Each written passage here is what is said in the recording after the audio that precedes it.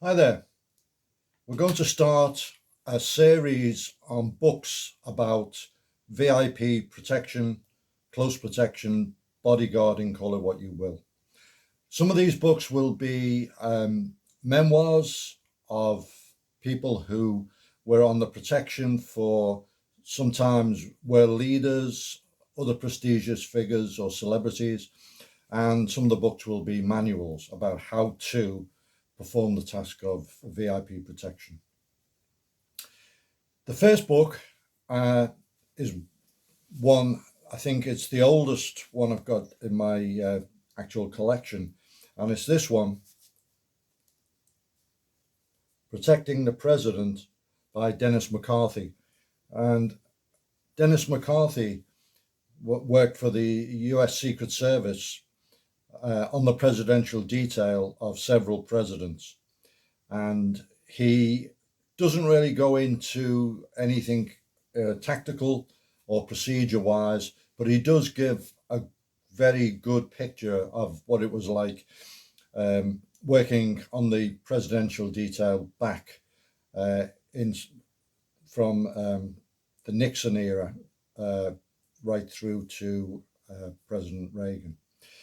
And he also did other tasks associated with the Secret Service at the time.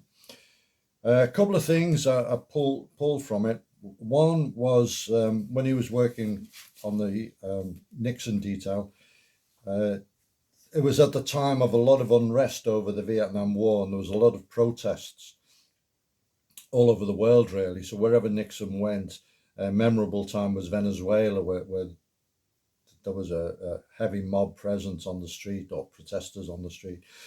Very difficult for the Secret Service to deal with. But back in Washington, or back in the United States, he says, I was the lead advance agent for a stop in Cleveland. This is in a chapter about difficulties of working with the White House staff. And a White House staff advance man came and told me that he wanted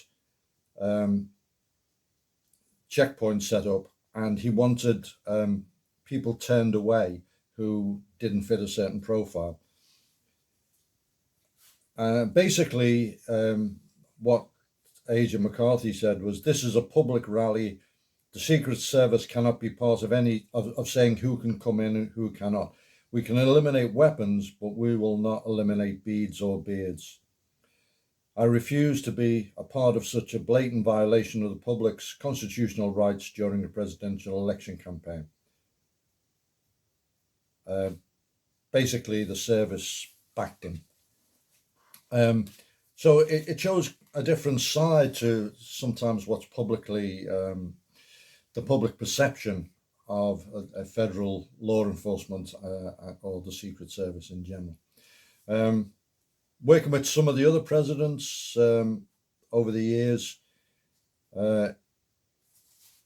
he wasn't actually on the Carter detail, but he says, a fellow agent related a story to me that shows the difference in personalities between Carter and his successor, Ronald Reagan. This agent was on the White House detail when Carter left office and Reagan moved to Washington. Shortly after the inauguration, he was on duty at the White House and escorting Reagan from the family quarters to the Oval Office. Reagan began talking, and the agent immediately looked round to see whom he was talking to. There was no one else there. All of a sudden, he told me later, I realized he was talking to me.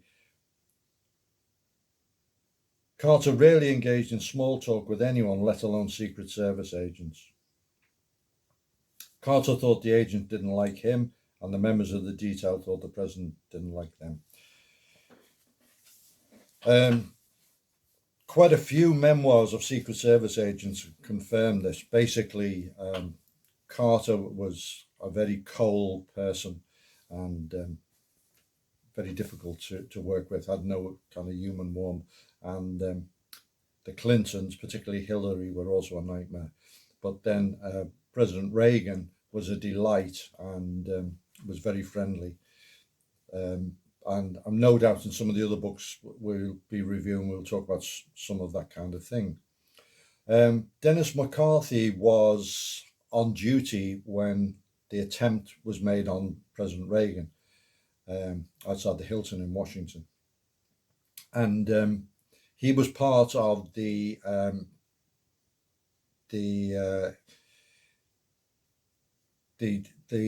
detail that the intelligence detail, okay, who were on the ground looking for known threats. So that's one of the divisions of the Secret Service. They're very good at that. It used to be called Protective Intelligence, changed the name sometimes over the years. So he was doing that when the attack happened. There was actually 3 Secret Service agents, all called McCarthy, on the ground at the time. And Tim McCarthy took a bullet. He jumped in the way, gave body protection. And Dennis McCarthy actually was the guy who handcuffed Hinckley. So he goes into quite a bit of detail on that.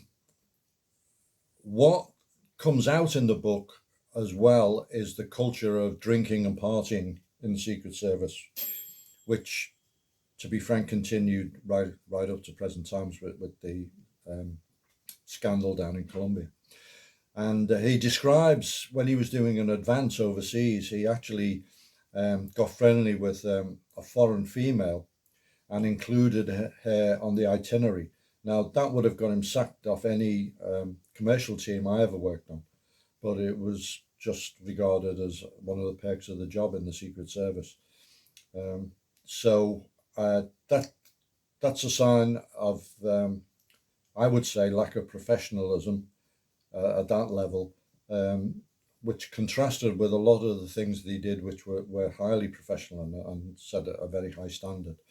Very interesting book, and as I said, it's been in my collection for a long time, and it kind of it's good to look back on how it was done previously, how the job was done over the years, and how it changed.